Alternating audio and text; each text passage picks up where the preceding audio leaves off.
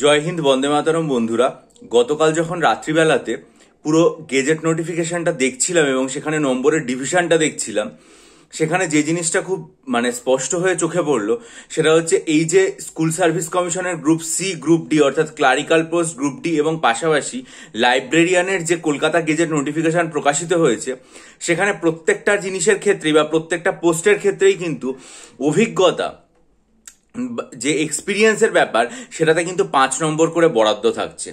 আমরা যদি ক্লারিক্যাল পোস্টের দেখি নম্বর ডিভিশনটা, তাহলে যেটা দেখবো সেটা হচ্ছে ওএমআর ভিত্তিক যে লিখিত পরীক্ষা, তাতে 60 নম্বর থাকছে।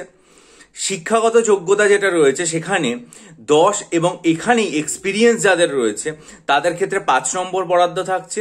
আর ইন্টারভিউ যেটা রয়েছে সেটাতে 25 নম্বর, যেখানে মৌখিক সাক্ষাৎকারের ক্ষেত্রে 10, আর কম্পিউটারের যে সার্বিক দক্ষতা, টাইপিং স্পিড এবং সর্বোচ্চ সব মিলিয়ে সেটার জন্য 15 নম্বর বরাদ্দ থাকছে।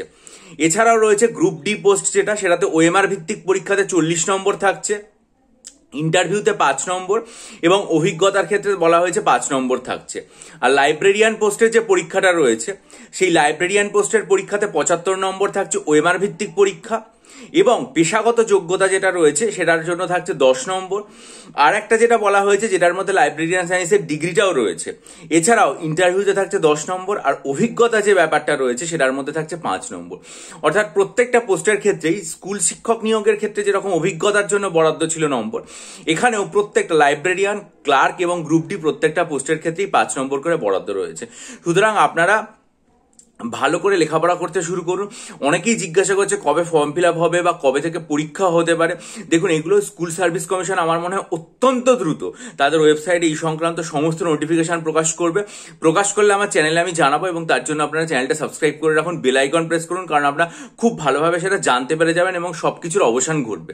কিন্তু লেখাপড়াটা শুরু করে দিন। অনেকে আমাকে এটাও জিজ্ঞাসা করেছেন যে WBSSC এর গ্রুপ সি বা ডি এর ব্যাচ চালু করবো কিনা। দেখুন, আমার মনে হয় যে পরীক্ষা খুব বেশি দেরি হবে না, হয়তো আর কি পরীক্ষাটা তাড়াতাড়ি অনুষ্ঠিত হবে, এবং সেই জন্য আমি যেটা ভেবেছি সেটা হচ্ছে এত তাড়াতাড়ি পুরো সিলেবাসটা তো পড়িয়ে ওঠা সম্ভব নয়। তাই জন্য যদি সম্ভব হয় এই সময়ের মধ্যে কিছু আর কি মক টেস্টের আয়োজন করা, সেটা নিশ্চয়ই আমি করব এবং সেটার জন্য চ্যানেলে জানাবো। কিন্তু অনেকের ক্ষেত্রে আমার এটাও ইচ্ছা আছে যে ওয়েস্ট বেঙ্গল যে সাব ইন্সপেক্টর রয়েছে সেটার যে প্রিলিমিনারি পরীক্ষা, সেটার জন্য আর কি মক টেস্টের কথা। কারণ অনেকে মিসলেনিয়াস বা ক্লার্কশিপ যারা মক টেস্ট নিয়েছিলেন এবং যারা মেন পরীক্ষা দিতে যাচ্ছেন মিসলেনিয়াস, তারা অনেকে আমাকে মক টেস্টের সম্পর্কে জিজ্ঞাসা করেছেন।